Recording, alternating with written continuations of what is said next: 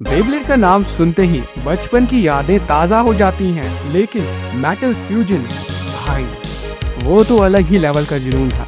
उसका intro song आज भी मेरे दिमाग में बसा हुआ है। ये कार्टून नहीं था, ये मेरी जिंदगी का एक गोल्डन चैप्टर था। तो चलो आज हम उसी नॉस्टैल्जिक सीरीज मेटल फ्यूजन का फुल ऑन रिकैप शुरू से लेकर एंड तक स्टार्ट करते हैं। सबसे पहले मैं आपको फटाफट से इम्पोर्टेंट कैरेक्टर से मिलवा देता हूँ। सबसे पहले है जिंगा। ये है सीरीज का मेन कैरेक्टर, अपना हीरो।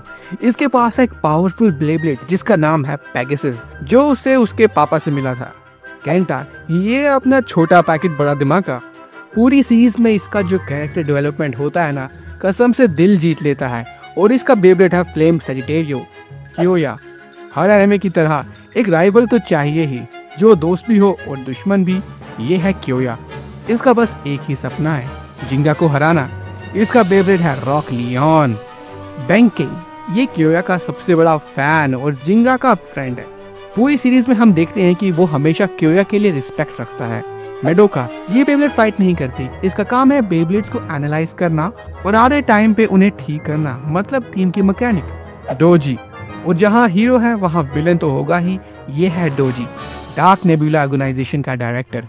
इसका काम बेब्लेड्स और ब्लेडर्स को अपने बुरे मकसद के लिए इस्तेमाल करना। और ट्रस्ट में, अपने टाइप के कैरेक्टर में ये बंदा सबसे सक्सेसफुल विलन है। इसका बेब्लेड है डार्क वुल्फ। सुबा, ये वर्ल्ड बेब्लेड ऑर्गेनाइजेशन का एक सीक्रेट एजेंट है। इसका मिशन है डार्क नेबुला ऑर्गेनाइजेशन की जासूसी करना। इसका बेब्लेड है अर्थ ईगल। यू, ये भी डार्क नेबुला का एक मेंबर है। इसका बेब्लेड है फ्लेम लिब्रा। रियुगा, और अब चलते हैं सीजन के असली विलन पे, रियुगा। भाई ये डार्क नेबुला का सबसे इम्पोर्टेंट और खतरनाक मेंबर है, अपने लाइटनिंग एल ड्रैगो के साथ। और ट्रस्ट में, जब रियुगा सीरीज में इंट्रोड्यूस हुआ था ना, मेरे तो रोंगटे खड़े हो गए थे। तो ये थे हमारे मेन कैरेक्टर्स। बाकी साइड कैरेक्टर्स भी हैं जिन्हें हम सीरीज में साथ साथ कवर करते जाएंगे। तो चलो अब अपनी मेन स्टोरी से शुरू करते हैं।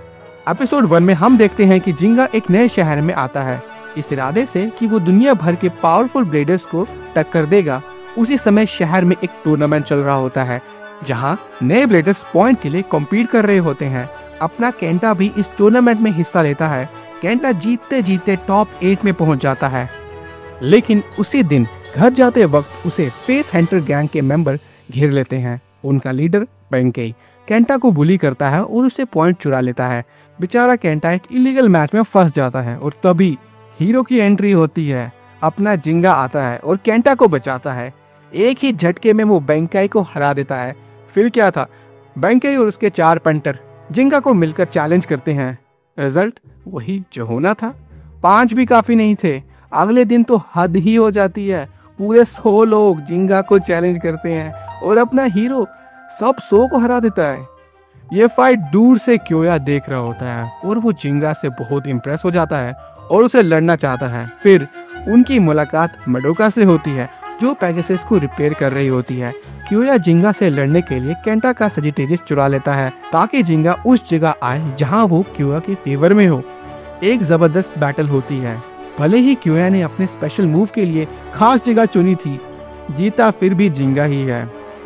इस हार के बाद क्योया के दिल में जिंगा के लिए रिस्पेक्ट बढ़ जाती है और यहाँ एंट्री होती है डोजी की।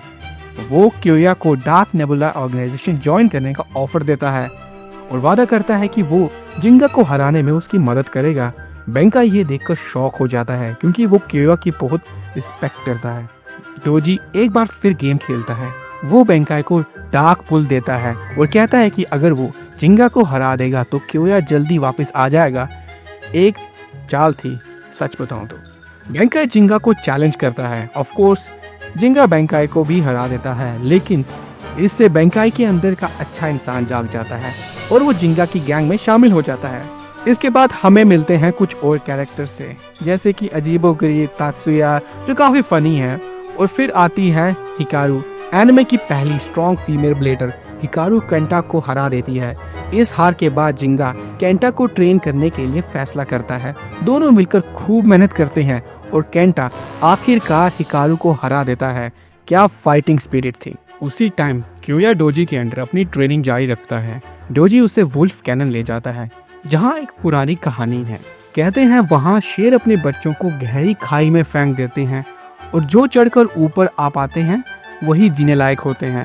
डोजी क्योया से कहता है, इस घाटी पर चढ़कर अपनी ताकत साबित करो। जिंगा को हराने के जुनून में क्योया ये भी कर डालता है। इधर डोजी एक चाल चलकर जिंगा को फंसाता है और पेगासस का सारा डेटा हासिल कर लेता है। ट्रेनिंग के बाद क्योया शहर वापस आता है जिंगा को हराने। एक शानदार बैटल भी होती है और जिंगा एक बार फिर क्योया को हरा देता है। मैच के बाद डोजी अपने हेलीकॉप्टर में आता है और जिंगा की तारीफ करता है। इतने टाइम बाद डोजी को देखते ही जिंगा के दिमाग में सिर्फ एक ही इंसान का ख्याल आता है, रियुगा। जिंगा को डार्क नेबुला और डोजी के प्लान्स के बारे में पहले से ही पता था। उसे पता चलता है कि डोजी लाइटनिंग एल ड्रैगो, जो कि एक पैन बेब्लेड है, उसको अपने मकसद के लिए इस्तेमाल करना चाहता है।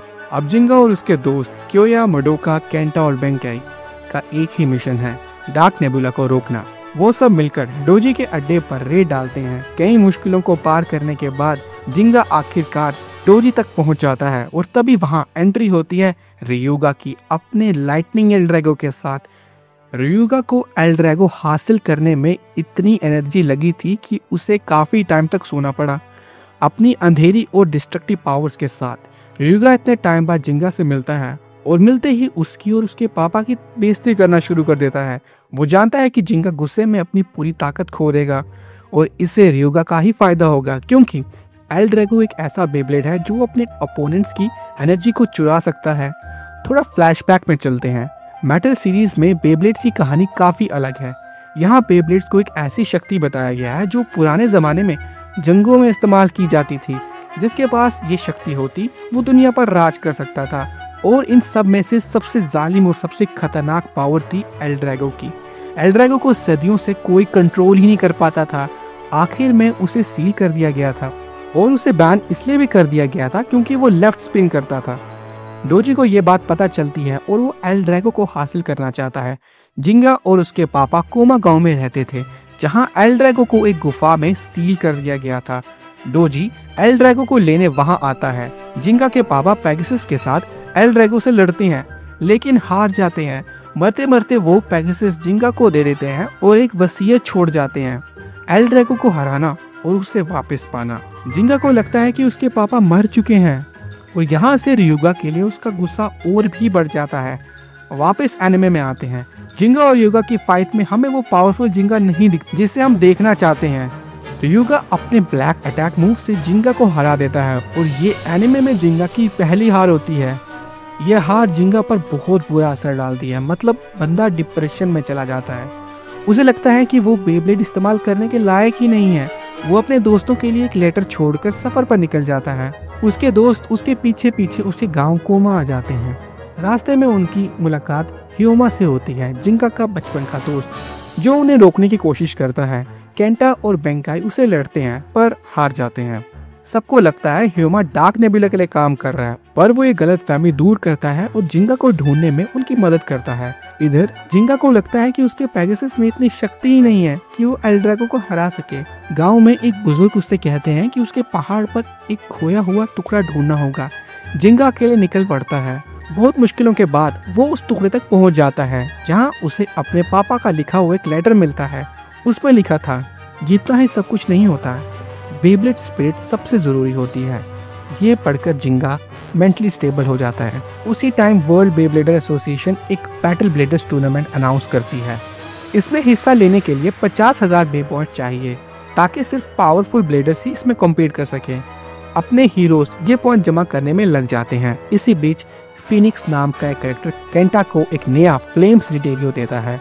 फिर सुबा की एंट्री होती है, जो डार्क नेबुला की जासूसी करने के लिए उनका मेंबर बन जाता है। बहुत सारे छोटे मोटे बैटल्स होते हैं। फिर एक बैटल रॉयल होती है जिसमें ह्योमा, क्योया, केंटा, यू और सुबा होते हैं। इसके बाद एक मास्क ब्लेडर फिनिक्स आता है। इस बैटल का विनर होता है क्योया। तो क्योया 50,000 पॉइंट के साथ बैटल ब्लेडर्स के लिए क्वालिफाई कर जाता है, लेकिन फिनिक्स जिंगा का स्कोर कीपर तोड़ देता है और उसके सारे पॉइंट 0 हो जाते हैं। सोचो, सारी मेहनत पानी में। बैटल ब्लेडर्स शुरू होने ही वाली होती है। रियुगा भी 50,000 पॉइंट जमा कर लेता है। सुबा रियुगा की जासूसी करने की कोशिश करता है पर पकड़ा जाता है। जब रियुगा उसे कॉर्नर कर लेता है तो फिनिक्स अचानक से आ जाता है और सुबा को बचा लेता है। इधर जिंगा को 50,000 पॉइंट चाहिए। वो जैसे तैसे 47,000 पॉइंट जमा कर लेता है, बस 3,000 और चाहिए। मेडोका को पता चलता है कि एक लास्ट चांस टूर्नामेंट है जिसके विनर्स को ठीक 3,000 पॉइंट्स मिलेंगे। जिंगा जब वहां जा रहा होता है तो फिनिक्स उससे फिर से चैलेंज करता है। इस बार जिंगा फिनिक्स को हराने में कामयाब हो जाता है। पता चलता है कि फिनिक्स ने पहले जो स्कोर कीपर तोड़ा था वो जिंगा का था ही नहीं, तो जिंगा के पास अब 95,000 पॉइंट्स हो जाते हैं। सुबा भी जिंगा और उसके दोस्तों से मिल जाता है और बैटल ब्लेडर्स टूर्नामेंट शुरू होती है। टूर्नामेंट के शुरुआत मैचेस में बेंकाई सुबा को हराता है, क्योया सोरा को हराता है और युगा रियोटारो को। फिर मैच होता है जिंगा और यू के बीच। जिंगा यू को हरा देता है और उसे कहता है कि वो एक ग्रेट प्लेयर है। ये बात यू का दिल जीत लेती है और वो जिंगा का भी फैन बन जाता है। एक और इम्पोर्टेंट बैटल में रेजी ह्यूमा को बुरी तरह से हराता है और उसके बेब्लेड को तोड़ देता है। फिर रियुका हिकारू को ऐसे हराता है कि बेचारे को ट्रॉमा हो जाता है। अगले राउंड में दो बेस्ट फ्रेंड्स क्योया और बेंकाई आमने सामने होते हैं। विनर बनता है क्योया। जिंगा अपने अपोनेंट रेजी को हरा देता है। रेजी फिर केंटा से लड़ता है और उसके सेरिटेरियो को भी तोड़ देता है। सब केंटा की फाइट से प्राउड फील करते हैं। अब बारी आती है रियुगा वर्सेस सुबा की। सुबा पूरी जान लगा देता है पर रियुगा को हरा नहीं पाता और हिकारू की तरह हॉस्पिटल पहुंच जाता है। इसके बाद फिनिक्स डोजी को हराता है और तभी जिंगा रेजी को हराकर वहां पहुंच जाता है और वहां वो देखता है कि फिनिक्स और कोई नहीं बल्कि उसका पिता है। पहले तो जिंगा थोड़ा नाराज होता है कि उसके पिता ने उससे ये सब क्यों छुड़ाया, पर फिर वो रो रो कर उनको गले लगा लेता है। रियुगा डोजी से पहले से ही परेशान था।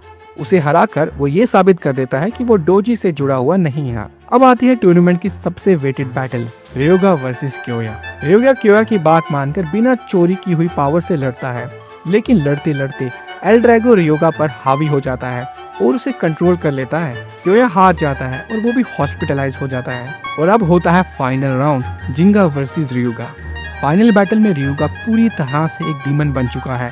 लड़ाई के बीच ह्यूमा, क्योया और सुबा जिंगा को स्पिरिट में सपोर्ट करते हैं और आखिर में जिंगा अपने बेब्लेड पेगासस के साथ एक अनबिलीवेबल तरीके से रियुगा को हरा देता है। जिंगा रियुगा को उस अंधेरी शक्तियों से आजाद कर देता है जिसे उसे कब्जे में कर रखा था। रियुगा वहां से चुपचाप चला जाता है और जिंगा बन जाता है बैटल ब्लेडर चैंपियन। तो दोस्तों ये थी बेब्लेड मेटल फ्यूजन की कहानी स्टार्ट से लेकर एंड तक। हो सकता है मुझसे कुछ छोटी मोटी गलतियां हो गई हों, पर मैंने पूरी कोशिश की है आपको एक सॉलिड समरी देने की। उम्मीद है आपको ये वीडियो सीरीज पसंद आई होगी। अगर आप चाहते हैं कि मैं बाकी सीजन्स भी कवर करूं, तो चैनल को सब्सक्राइब करना और वीडियो को लाइक करना मत भूलना। देखने के लिए शुक्रिया। मिलते हैं अगली वीडियो में।